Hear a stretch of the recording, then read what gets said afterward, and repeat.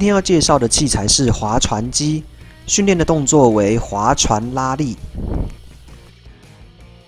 划船主要训练肌群为阔背肌、斜方肌、菱形肌与三角肌。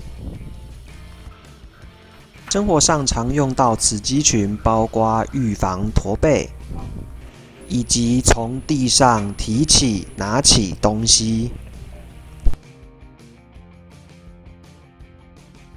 将器材座椅调整，使胸口完整靠垫。将手把往后拉，前胸紧靠软垫，不驼背。后拉时吐气，回放时吸气。持续动作12至15下，即可完成一次循环。